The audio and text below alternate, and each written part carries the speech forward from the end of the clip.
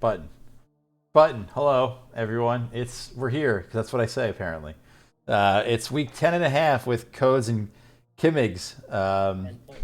10.5, and doing a deep dive on Holdouts. So thanks. I think it was Unicorns, the one who said to do it, and we needed to kind of fill a week. So this actually worked out super nicely. So Kmigs joining us after that Browns win, man. We've been talking for 20 minutes as I was getting ready to set it up, and I feel like every time the conversation came back to the Browns winning. How does it feel, man, knowing how crazy your division is right now? Um, it feels. I mean, it's awesome. I remember at the beginning of the game, we were just hoping it wasn't going to be a blowout. We're down like two starting tackles in Baltimore. Like, yeah, I don't know. So that was awesome. The fact that we somehow got the win there. Yeah, I mean, the division is super competitive, which is awesome. Like I was telling you guys, this week is Thursday night football. We've got Ravens and Bengals, and then Sunday Right. Steelers Browns. Yeah, that's awesome. It makes for a tough freaking road to the playoffs, but it's awesome. Yeah.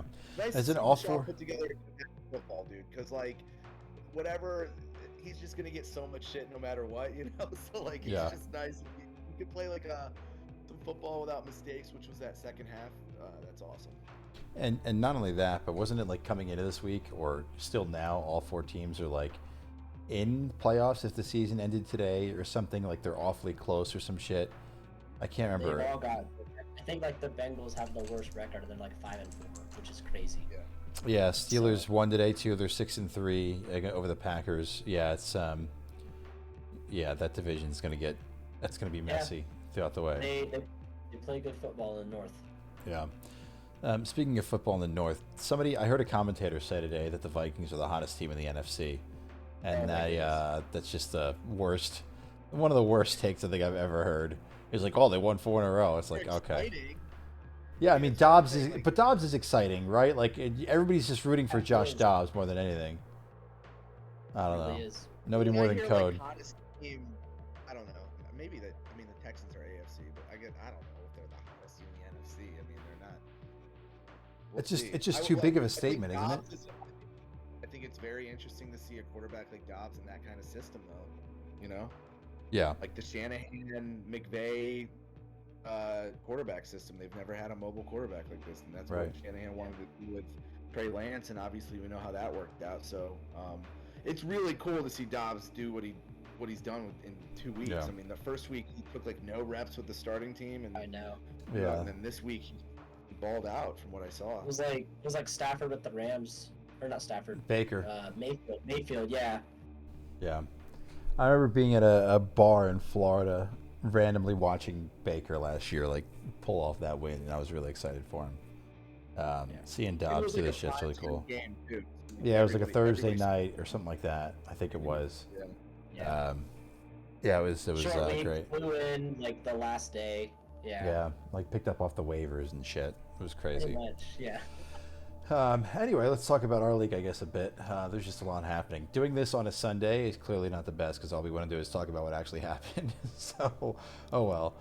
When we look at our standings for our league that we've got right now, so this is again maybe a little old now at this point because this happened last Sunday and we're in this Sunday, but we did see the implications drop a game. We did see Rick win a game, so just giving credit where it's due because Rick, of course, was giving us all the flack saying the 1 week I lose and the 1 week he wins. We're not talking about it. But otherwise, yeah, the placements of everybody stay the same.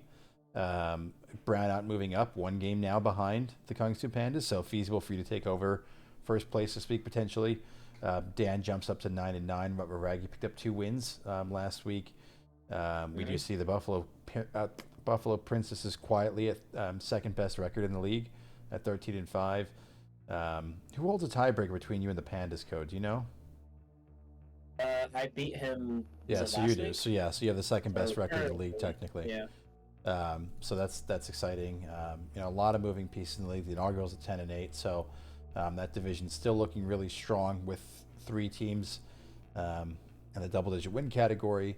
I posed a question in the chat the other day, and we talked about it a little bit, but we didn't at the same time. Is Dan officially the most mid team of all time? 9-9 this season, 12-12 overall in head-to-head Okay. matchups.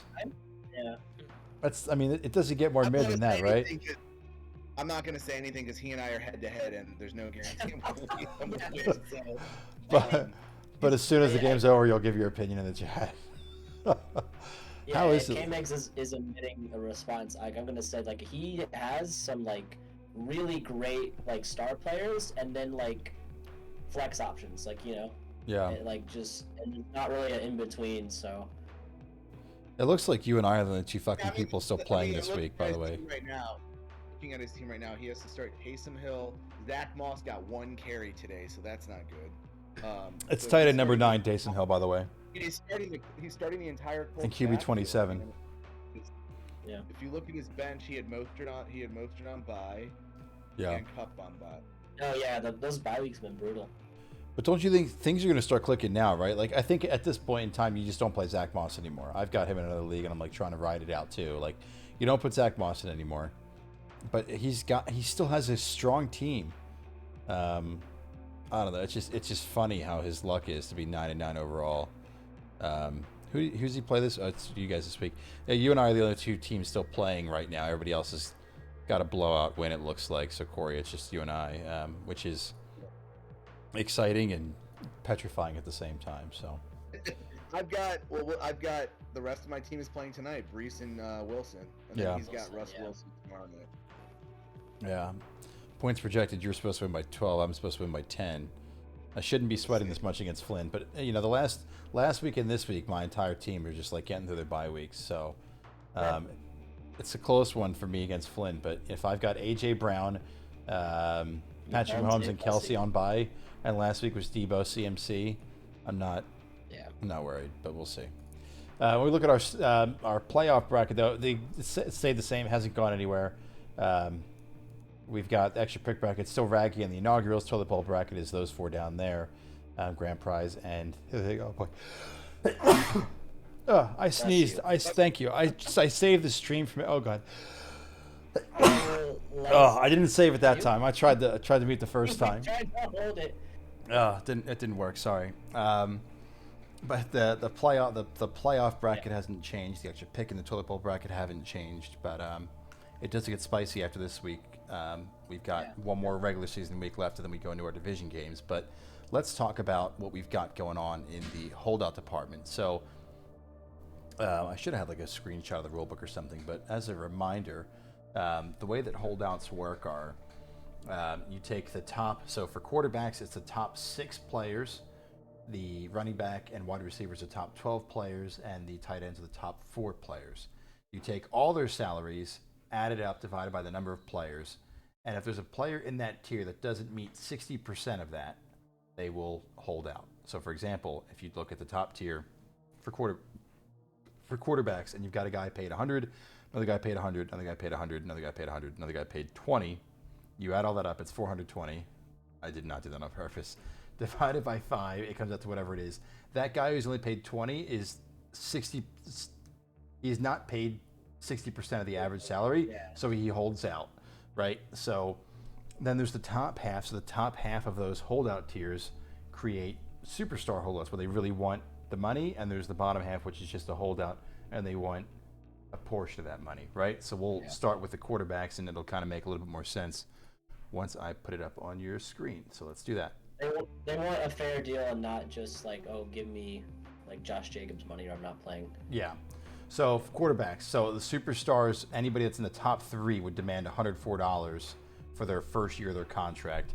Anybody else in position 4, 5, and 6 would demand $63 for the first year of their contract. So currently, right now, the only projected holdout is Tua Tagovailoa. He's quarterback 4 right now. He's $49 this year.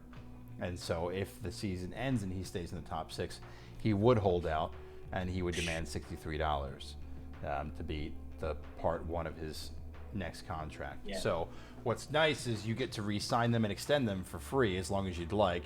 What sucks is it might be a spike in the money that you're not really ready for, but it doesn't count as one of your holdouts. So Tua, you've got into 1 year. If you're already planning on re-signing him, it's nice. It frees up another re-sign, but it might just be more expensive than you want it to be. So for example, also could be cheaper too. I don't know. Let's see.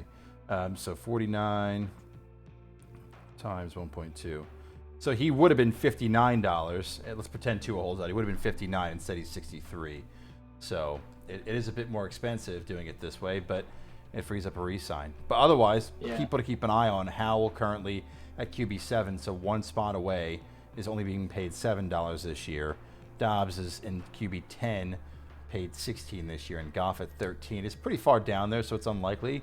But just with the way the Lions' offense is, I felt like it made sense to throw him up here as things start to fire on all cylinders. He's only paid $13 this year. But Tua is the one for me that I really like. I think Howell might get there if there's an injury or something like that to one of the top guys. But I almost wonder if Tua is going to stay in the top 4 with how good the Dolphins' offense looks. And since he's on your roster, Kmigs, is this someone that you're probably re-signing if this happens? I can't imagine you just let a starting quarterback walk for little money. You know what I mean? Yeah, no, I would definitely re-sign him. Yeah, no question. So then the fun conversation then becomes the other side, right? Goff's so far away that I don't think it'll happen, but it's close enough. What do you do? We'll pivot to you first, Code, just because that's easier. Dobbs played lights out again today. Is that someone that you would actually consider re-signing? Because we've got to make that decision before the rookie draft, so you'd have until May-ish to figure that out. So you'd know if he was starting or not. But let's say that he gets traded to, I don't know. Let's say Cousins comes back, so they hold on to Cousins, and Dobbs goes, I don't know. What's a fitting team? Someone middle of the road, does okay. Needs a quarterback.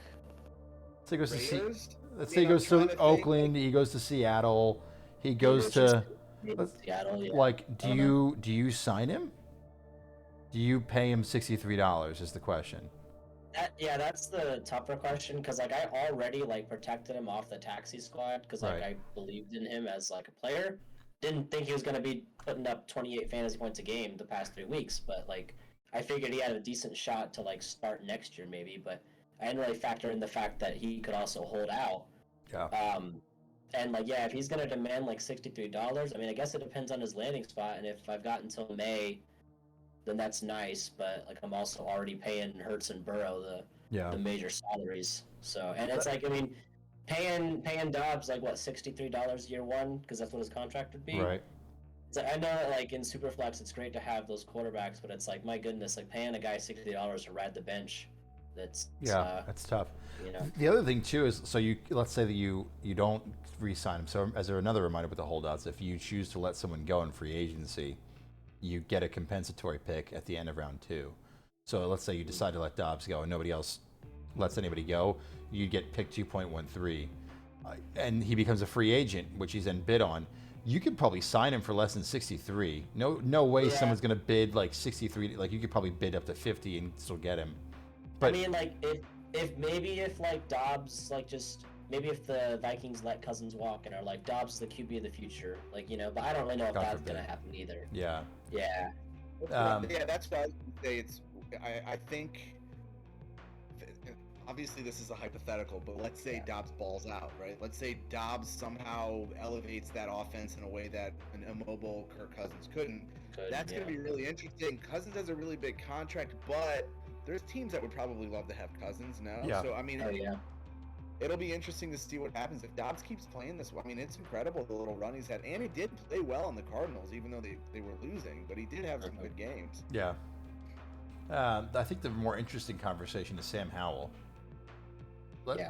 Would you guys pay him that money?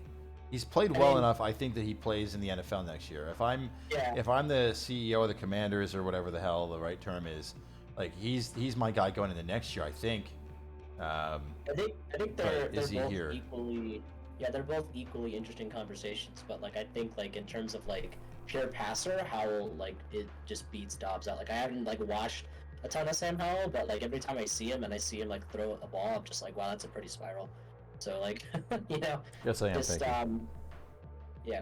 But and then like that deal, like 7 and 13, it's like that's really nice for a QB7. But if he jumps up to 63, I mean, I don't know. He's still it's real tough. He's still a starting quarterback in the league, and the Commanders are going to have to throw the ball in like the division they're in. Just because like Eagles aren't going anywhere. Like I mean, Cowboys aren't going anywhere. Giants Sorry about should the get it Giants. together. Yeah, sorry, Rick. Giants The only thing doing about great Howell- now. The only thing that could be interesting about Howell is, what are they now? They just lost. So are they 4-5? Something like Four that, and- yeah. they're right. So if they don't make it to the playoffs, I don't know if like Ron is on the hot seat or not. You know, but like that's a pick from like this regime, right? So Yeah. this my only concern is if they clean house there, do they keep Howell? I don't know. I haven't watched enough Commanders either, you know. But QB7, he's putting up numbers fantasy wise. I don't know. Yeah, I was translating. I mean, he looked great in the 2 games against the Eagles, but those are the only 2 that I've really watched. But to your point, aren't they thinking about doing a name change again? From what I heard, that whole organization, it would not surprise me to just say, let's just get rid of fucking everybody, and just for 2 years get our guys, get our pieces, do it the right way. It's an interesting conversation. I mean, I feel like Ron Rivera's on the hot seat every year, but that's just me. Yeah, that's the truth. Uh, Let's move it to the running backs. A similar situation here. So, superstars. So people in the top 6 would demand $56 a year. The next 6 would demand $33 a year. So Raheem Mostert's currently RB2, only paid $6 this year, by the way. He'd be demanding $56 for his first year's contract next year. Also, Zach Moss is technically still RB5. Totally expect him to fall out of this, but he's still there now. Otherwise, for the star holdouts, Pacheco's at RB9, paid $6, and Ken Walker is RB11 right now. He's at $22, so his contract would jump up just a bit there. A big jump for Pacheco, a big jump for Mostert, a small jump for Walker with Rashad White, Brian Robinson, and James Cook on the outside looking in. But those guys would also jump in the holdout conversation. Very much a dollar difference from the quarterbacks to the running backs, almost $100 less, or excuse me, almost half the price from 100 as the quarterbacks to 56 at the running back position. But you've also got Zach Moss bringing that average down, who should plummet. He only had 1 carry this week. You could see Rashad White jump back into that. Brian Robinson, Brees Hall's the RB13 when we did this, so that's $54. So that price should go up towards the end of the season. But these guys are currently here, and there's a few that are really looking. I mean, Robinson just put up a lot of points today. He's probably in that conversation even more now. So Rashad White's been balling out too. Yeah, yep, and he's been clicking recently too. It isn't like he's been. It's really interesting. James Cook still is starting to get it together, but you have Lenny now signed with the Bills, so he might start to do some work there. It's still to be seen, but Raheem Mostert's the really interesting one, right? He's paid $6 this year, and he's RB2. If you're in that position, do you re-sign him? I mean, we still haven't seen Achane come back, right? Jeff Wilson's still there, but he isn't being used. It's a tough one, right? And it's Dan. He's on Dan's team. So does Dan re-sign Raheem Mostert? Would you re-sign Raheam Mostert? 56 is a huge jump. Is he 31? I mean, I keep thinking he's gonna fall off, but he's like still like he's great in that offense. Yeah. Yeah. And he scores touchdowns, which seriously matter for fantasy. Like that's a big deal. The 1 touchdown is 60 yards. It's like getting 60 yards in a football game is a lot. Yeah. I mean, well, yeah, and I don't know, Mostert, man, like, it's tough because I feel like the Dolphins probably draft another speedster running back. So it's like I personally probably wouldn't re-sign Mostert, especially not at that price. For 31-year-old running back, it's like, man, but I don't know. I mean, it's tough. Pacheco, RB9. I remember talking with Morgan when he and I were doing the Javonte Williams trade, and I was trying to go for Pacheco, and he said he's untouchable.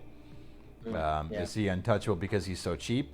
Now that his price goes up, I wonder if that changes. But Pacheco is still, if you're one of those draft pedigree snobs like I could be sometime, still a 7th round pick.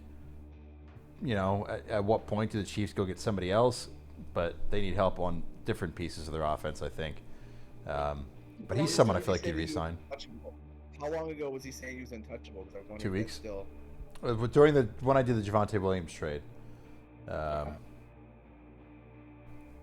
mean, the dude's an angry runner. Like he runs. Yeah, he runs pissed off every time. Yeah. And it's good. Yeah.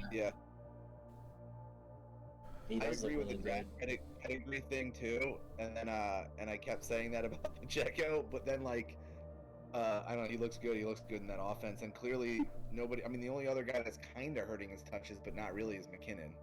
I mean, like Edwards-Helaire is not doing anything. So Yeah. Pacheco No. seems to have like a really clear hold. He's got a good role. Yeah. Not only that, but they didn't pick up the fifth-year option for CEH, right? So he's gone after this year. Does that mean they draft a running back? Right? That becomes a question for me. Is would you re-sign this guy if they go draft? Okay, so let's play this game, right? Let's say Pacheco finishes the year as a star holdout, certainly paying $33. Really not that much when you think about it, but that has the potential to go up if Moss falls out, which he will. Are you comfortable? And let's say that you're getting ready. You're like, okay, he's my guy. I'm going to re-sign him. Chiefs draft a running back, round 4, 4th round, not day 2, right? Like early day 3. Does that scare the shit out of you? No, I still think I'd re-sign Pacheco to the 33 demand, because like I don't know, I feel like just that Chiefs offense, like if you're in it, you could have a day whenever, and like I don't know, I feel like unless they get a guy that's like they want to use in between the tackles and whatnot, because like that's like Pacheco's role is just like Right. because McKinnon's just there for like the Pass catching, 2-minute drill. Check downs. Yeah, and like they'll have their specific roles, and I don't really know if I see a 4th round running back just coming in and overtaking Pacheco. Like he'll probably get better like down the stretch. But I mean, yeah, everything I've seen from Pacheco, it's like I don't see why they would go away from him, you know? What do you think, Corey? Someone comes in, same question, 4th round pick. Do you still re-sign Pacheco with this, or do you take the 2nd round pick, the late 2nd? I don't. Hypothetically, if they do draft a running back in the 4th, I think that what would the contract be again? $33 in year 1. You can make it as long as you want. Maybe you just re-sign him to maybe you just re-sign him for a year to just be like, let me fucking see what this looks like. That's what I'd probably do. Yeah, probably keep him on a 1-year deal, and then you can make a decision after that. Yeah. Well, just like from the Chiefs organization perspective, I think every year we say they've got holes here, they've got holes here. Like who's their wide receiver 1, and then they just figure it out, man. So yeah, like, I don't people know. want to go play for Andy and play with Mahomes. Is incredible. I mean, aren't there quite a few tight ends coming out of this draft? I wonder if they look at trying to get like the next Kelsey. I don't know. Yeah, I never know what Gray was supposed to be the next Kelsey, but it doesn't seem like he is. He's been very much the number 2 to Kelsey's 1 or the number 3 even to Kelsey's 1 and 2. But I think if they were gonna draft like the Kelsey replacement, they should have done it last year, because that tight end class was a lot better. Like Musgrave, Laporta, who's the other guy, Mayer, like, yeah, really good tight ends last year's class. I don't know. I feel like the only good one this year is Brock Bowers, but I mean there might be some more physical guys. Yeah. What about I don't look again. As we're looking at that, just for funsies, I mean, we talked about how great Ken Walker's contract is. Yeah. It's still going to jump up just a tiny bit. In a weird way, he actually wouldn't hold out if he's a star, because he would demand $33 in year 1, and he's already being paid $34 next year. So he's on that list, but really wouldn't hold out. Rashad White, Brian Robinson, James Cook. Who do we think would? Who could you guys see jumping up to taking over and being a holdout next year out of one of those 3 guys? Most likely to would be blank. I think Rashad White, just based on, I mean, he's not even averaging like his yards per carry isn't anything incredible, but he's just like a key piece in that offense while they're rolling these last few weeks. Yeah, I would say Cook, but like they got Lenny, and like it feels like Bills are just gonna use whoever, whereas like White like has that role locked down. And I mean, yeah, I don't know if he's like as great of a runner necessarily as some of these other guys, but like his receiving game and his role in that offense, like he's playing the majority of the snaps. They've got like Chase Edmonds and Keyshawn Vaughn, but those guys are just literally change of pace guys. Yeah, they aren't real people. Yeah, so like I don't know, I could definitely see White continue to climb this, and then we'll see. Because yeah, I mean, I don't know, like I might pay like 33 for White, but it's like if he gets into the superstar category and is demanding 56, I don't know. Yeah, he's so far off from that, though. It would be a tough thing to get to. Let's keep it going to the wide receivers. So this is a very short list, but currently wide receiver Adam Thielen is wide receiver number 7. My boy is currently the only one who would be demanding some money. So he's wide receiver 7. So on the cusp. Any of the superstars in mean, the top 6 would demand 61. yeah. The other ones would demand 37. So Thielen kind of on the border there of demanding 61 or 37. And for me, I feel like I love Thielen. Soft spot in my heart for him. Won a fantasy league with him, kind of carrying like 4 years ago. Man, if he's a superstar, it was nice knowing you, man. If he's a star, I feel like you could hold on to him. But $61 for 38-year-old Adam Thielen, I feel like that's a lot. The money. Yeah, because like you don't have the cap anyways to do this. You know what I mean? The cap isn't real. I swear. Yeah, I know. Well, but then like it really is an interesting question because Thielen's like 33, but he signed a 3-year deal, so he's gonna be playing next year unless something happens, and it's just like, I mean, I'm paying Locke at $82. I feel like the money number doesn't necessarily matter when it comes to receivers, but that's just like that's my thought process on it. You can figure it out, man. I mean, you really can. That's for sure. I mean, they're for sure going to add a wide receiver, whether it's via That's draft true. or Yeah. like They have to. Yeah, their entire draft is going to be. He will be a great number 2 Yeah. in an offense that can consistently produce. That offense is just tough to watch, man. Yeah. And you have to, right? I don't think you get to take a quarterback number 1 overall and then see the offense struggle and then say, let's get some defensive guys. Like, you kind of have to go after a dominant tight end, a dominant line, a dominant receiver. They were looking for a wide receiver 1 at the deadline. They couldn't find anybody that was willing to trade him, though. I can't remember. It was. I think it was Adams. They might have talked about Adams. I don't know if there was a rumor around. Yeah, I wouldn't be surprised. Otherwise, Nico Collins and Jacoby Myers, the other two close by. For 37 demand. Yeah, so Nico Collins would cost 37. You can sign him as long as you want. Jacoby Myers would jump up as well. Texans' offenses look good. I mean, 2 minutes ago you were raving about Stroud. You think Collins is the wide receiver 1 for him moving forward? Corey? I don't know. I know it's a big question, but... Well, I mean, is Stroud just that next level quarterback that's like, doesn't matter who he has, he just elevates them? I mean, like, he's got like Noah Brown, Nico Collins, and Tank Dell all balled out now, like consistently, right? Noah Brown's only been in the offense for the last 2 weeks, I think, or 3 weeks. Something like that, a really short period of time. The last 2 weeks he's put up 150 plus. Which is crazy. I like Nico a lot. I liked Nico. I'm a Nico truther. I had him in a bunch of leagues. I thought he fell in the draft just because Michigan doesn't do a great job. Like they recruit these wide receivers pretty well, and then they're just not. It's not like a pass heavy, or it wasn't a pass heavy offense. And then now Nico finally has a quarterback that can throw. But is Stroud going to just spread the ball out a bunch? I think Nico gets like 6 or so targets a game. I got to check. I mean, I know he's hurt now. I heard a comparison. I don't know who it was from. They were saying Nico Collins is Mike Williams and Tank Dell's Keenan Allen. Like that kind of comparison in the offense. Because like I could definitely see Collins keeping the red zone role, but it's like Dell had 14 targets this game. Yeah. And like I mean, he gets open at a clip. So what's that's like the new wide receiver prototype. These like little guys that are super fast. Yeah, they just have these fucking hands. Get open, have hands, read defenses. Is Collins, so asking you because you're the only one to have done it so far in our league, you traded for Tony Pollard when he was a holdout, meaning that you traded for him knowing what his contract was going to be and had to sign him to that. Is Nico Collins someone you would consider doing the same thing for?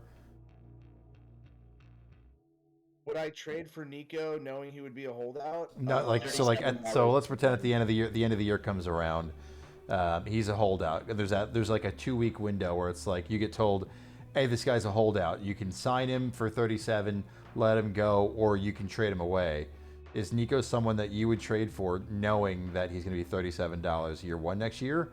Or do you think you can get him cheaper if he's let go? Or do you think it's worth paying that premium to get him on your team? I think given those bottom tier teams and their cap space, I think he's going to go for higher than that.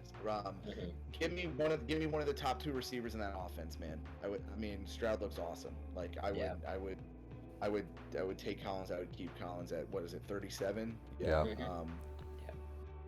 I think 37 is pretty cheap for like a good wide receiver. Top 36 wide receiver, like locked in top 36. Like I think he's better than the top 36, but like there's no way he. But falls yeah, there's no way he that. falls below it.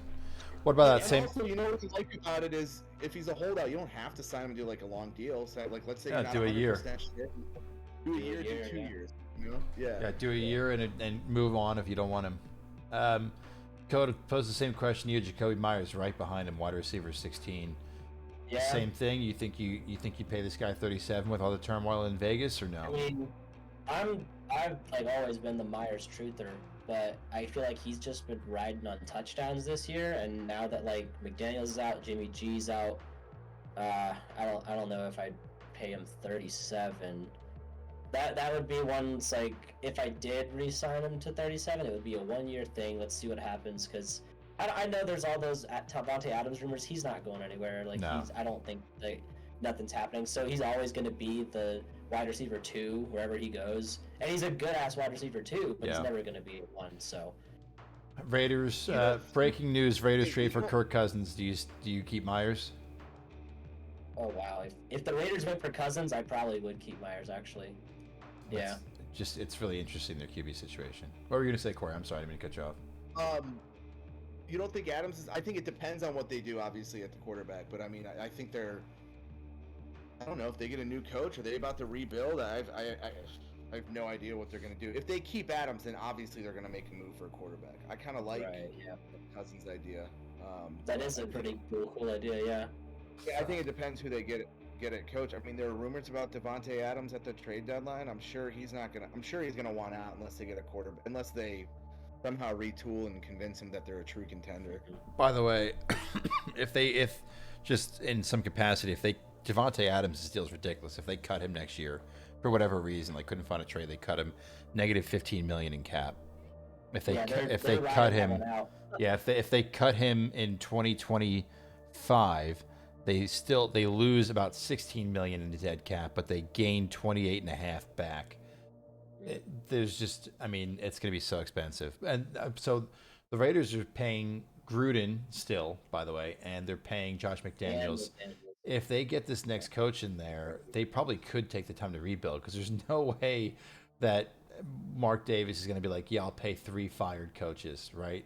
I know, right? Seriously. But you also can't walk in an interview saying, "Yeah, I want to rebuild for 3 years." It's tough. I think it's interesting how it goes. I think Antonio Pierce is a legitimate shot at that job, like long term. I hope so. I love that press conference of his. You guys see that question? He got asked why he's like, "Hey, someone asked if like practice squad players usually are on the sidelines during games, but we noticed yours were. Why are they there?" Did you guys see that? His answer to it? I didn't. Fucking great. He's like these guys are on the practice squad and they work their tail off to be part of the team. They do whatever we need them to do. They do offensive stuff. If they're defensive players, they do defensive stuff. If they're offensive players, they're a Raider. They deserve that uniform. They should be on the sideline with us. Like it's like, oh, you wonder why the guy got the job and why like the team's fucking rallying around him. You know, it's so I'm rooting for him. That. I think actually, That's the truth. I actually wonder why not more coaches do that. You know? Yeah, it's crazy to me, but it's probably one of those. It's just the way it's been. You know, so I'm glad that we've got these new age coaches doing this stuff. Yeah, like everything I've seen about McDaniels and like heard about him, like the dude's just an asshole. Like he got fired and he like messed up his kids' like Halloween decorations or whatever. It's like, dude, like just I don't know. Grow up. It seems so petty. Yeah, it's like all right. I don't know. Maybe he'll go back to the Patriots and fix their offense. Yeah, good luck.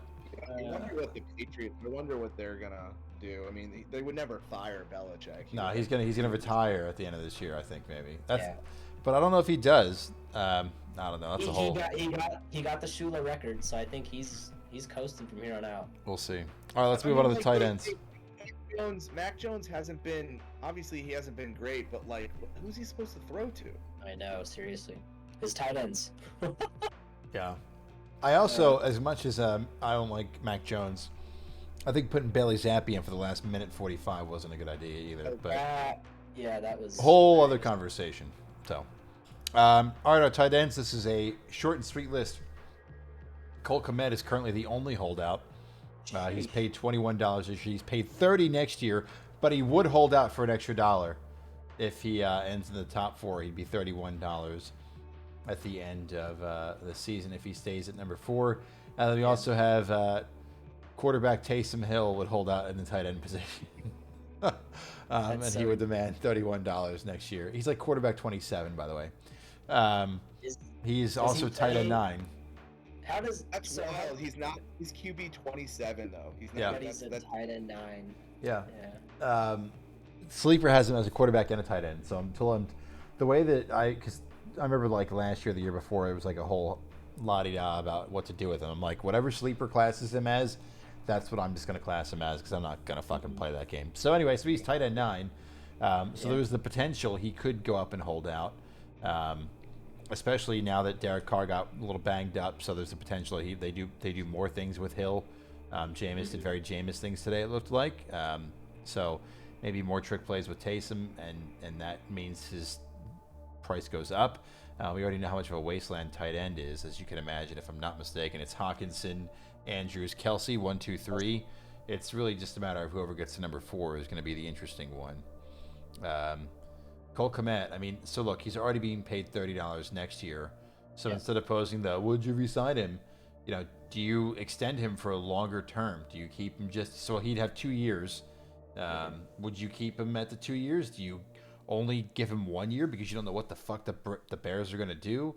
Do you you could do anything with that contract. It's just a curious question as to what you do with it. I think that contract as it is great, but it's like if you're paying 51 for a tight end, like I know he's like 24, he's got a role in that offense, but it's like, man, like I would hate to like look at that contract and be like, oops, $30 extra, Yeah, and I don't think he's going to get there. So Kelsey's at 146 at number 1, Hawkinson 130 at number 2, Andrews at 124 number 3, Kmet at 118 number 4, Sam Laporta, by the way, number 5. So Sam Laporta is close to getting a check in the box of, hey, you've tried, you would have held out if you would have, because again, rookies cannot hold out. Rookies will hold out if they're back-to-back year holdouts. So it's gonna. I mean, it'd be tough for Kmet to get up to the superstar holdout level. He'd have to, but it isn't impossible. He'd have to pick up 12 points on Hawkinson the rest of the way. That does not include I do not think that includes the 33 points Hawkinson dropped today for you, Kmigs, in comparison to the 10 that Kmet dropped. So it'd be tough for him to get there. But I mean, I think you re-sign him for 31, right? 51. That's like special territory. I feel like there's only a few tight ends to deserve it. Yeah, like if Kelsey retires next year and you're contending and have Kmet, then maybe. But like I don't know, that's a tough call. Yeah, I really do think that it's just Kelsey, Andrews, and oddly enough, I think Hawkinson has proven that he should be in that top conversation now too. I know you've been saying that longer than any of us, Corey, but I think it is a top 3 now. But I still think that the chasm between Kelsey and everybody else is almost too big sometimes. But it really Hawkinson's clearly the tight end. Like I was a Hawkinson truther. Like I remember drafting him as a rookie. He's clearly the guy. It doesn't matter who's throwing it to him in Minnesota, which is awesome. That being said, like I go back and forth, dude, because like tight end is such a wasteland. But if you can get a tight end that like consistently produce, then you can start him every week. Yep. Like maybe he's not producing at that like tight end 1 through 4 level, but like I don't know, yeah, like Njoku, you can focus elsewhere. Like Njoku's put up 10 or 13 the last like few weeks. Like that's solid in like a wasteland of tight end. So is it worth paying? Kmet has put up what? I mean, I don't have his numbers in front of me, but he's been like somewhat consistent, right? Yeah, he has been. So 9.4, 7.8, 4.2. Then it started clicking. 27.6, 15.2, 2.9. Oof. 0 against Vegas. 17.9, 23.5, 10. So I mean, good enough that you start him every week no matter what, which is nice. You don't have to worry about this guy versus that guy. But do you pay him if he gets to 51? If he gets to $51, do you pay him? I think the answer is no. That's too much. I don't think so. But also, like both of these guys are literally tight end 1s in fantasy right now. Like it's insane. Like Taysom Hill, like he's on Dan's team. It's like if Dan is like still trying to contend next year, it's like you pay 31 for Hill and just start him and just see what happens, because he has those weeks where he'll get 20 points out of nowhere. Yeah. Just because he has a role in that offense. Do you? And I hope he retire. I mean, he's like going to be like what 34 next year, but also he doesn't play I a wouldn't. whole lot in 34. the snaps. I wouldn't pay Kmet that. I'm looking at like, granted, I have him on a really cheap deal, but there's tight ends out there like Njoku. I have him on 3-year deal for 8, 15, and 25, and consistent production over like the last 4 weeks, right? Yeah. 10, 17, 12, and 11. 57 for a tight end that's not one of those 4 that you mentioned is a lot. Yeah, it is a lot. What about Chase paying Dallas Goedert $81 this year and $110 next year? Yeah, that one is kind of rough. Kittle I paid love $45 this year. Dalton I think Schultz it's interesting 35, if we- 51, 76. Ingram If paid we were to 26. do a redraft, I'm not saying we should redraft, but it would This be fucking interesting. guy. Every league I'm in with you, you're like redraft. Redraft. Because, like, for a lot of us, it was like people's first auctions, or people didn't understand the whole contract thing. I mean, look at some of these deals, man. Yeah, some of them are crazy. They'll get better. Yeah. They'll get better because they were gone by the time year 4 is around. Mike Evans will be getting paid $500. Yeah, no, he won't. I got a feeling he's gonna get Mike cut long Evans before then. Mike Evans is balling out, though. Yeah, he is. Yeah, He I does know. every fucking year, man. Everybody writes him off, and man just cuts his touchdowns. That's all he does. All right, that's going to do it for us this week, though. Appreciate the conversation between you guys. 40-some minutes now we're at, but really interesting. It's kind of getting exciting looking at how things are going to end and what's going to happen with each team, each player. Code was talking early on in the season about, I can't wait for the offseason. This is the type of stuff that you got to start looking at, because if your guy's going to hold out and you don't plan on playing or paying him, do you ship him out hoping that he continues to play well and you don't have to worry about that? Because you could make a move and someone could be a free agent weeks later in theory, and you get a second round pick for it or something. That is a good note about the picks. Yeah, I completely forgot that we got like comp picks if we let a guy walk. Yeah. So again, it's going to be it's a late at the second. earliest. Yeah, at the Still. earliest, it's pick number 26. So, but still, that's still a decent somebody. pick. It's still somebody that should be a flex guy, or it could be a day 3 running back. It could be the guy that in our scenario replaces Pacheco or something like that. So, all right. Any final thoughts from either of you guys? Plugging the stream again. Trade deadline live stream on November 30th. That is a Thursday, starting at 9 p.m. Eastern. I remember, Corey, you were here for that last year. We were making deals at the last second. It was a lot of fun. So it's 9 p.m. Eastern. We're going to do that again. We'll review each team's trades. I forget what I said the 3 topics were, but talk about the worst trades each team has made, players that should be on the block, and if each team should be buying or selling. I think those are the 3 things. So we're going to talk about that the next couple weeks. This coming week will be with Morgan talking about, I like the thankful idea, but it's not Thanksgiving week, so maybe we'll do the thankful thing on Thanksgiving. But next week we'll talk about, really, it's back to the divisional games, kind of predictions on how the games will go and the season ending. And the week after that, I'll do a deep dive on how this team makes each playoffs. That's going to be me on my own Thanksgiving week, so I'll throw a thankful thing in there too. But any final thoughts from either of you? Corey, we'll start with you. Man, I'm exhausted. Just go Browns. I'm just so hard being a Browns fan. 'Cause, like, any chance somebody's gonna knock Deshaun, dude. And like, put yourself in my shoes. I want the Browns to play well. I don't fucking care who's playing quarterback, okay? And it's just nice to see him put some decent reps together and go Browns. And Dan, I'll have some shit talking for you if I can squeeze this one out. Garrett Wilson's balling out though in the first half, so There we go. it's looking good. Dan flashes, and that's it, man. Glad to be here. Happy to be. I'm grateful that we can all be here together. Oh, look at that. Thankful. And don't go see the Marvels or whatever, right? Yeah. Don't see the Marvels. Yeah. It's terrible. Oh my gosh, they introduced Steven Yeun from The Walking Dead as Yeah. Logan. That's who's gonna play Logan. Oh, for real? In the, Oh wait, no, I'm like just kidding. Wolverine? I Oh, told myself I was like, wait a minute. Well, because I know we're recording, but we were talking about the wokeness of Marvel, and like he was like not surprised by it. Like if that's who like they would cast as Logan. So I was like really funny. That was very good. Code, final thoughts. You have 30 seconds because I'm keeping this under 45 minutes. Since the Eagles are on bye, I'll say go Browns. Since I bought their backfield. Who do the Eagles play? Who do the Eagles play next week? Buffalo Bills, 4:25 p.m. Eastern time. thought it was the Chiefs. Oh, nice. Is it the Bills? Then the Chiefs? I thought it was the Bills. Is it the Bills or the Chiefs? Someone said Chiefs though. Eagles have a hell of a schedule coming up. We have like what, 10 seconds left? We got 15. Yeah, we got to keep this. Oh, we do play the Chiefs Monday night, and then we play the my Bills. That's a worst- mess. I think this was my worst guest episode ever, but I'm still just, happy to be here, guys. Happy We to still be love here. you. Chiefs, Bills, Niners. It's gonna be a mess. All right, I'm sending the recording now. For 45 minutes.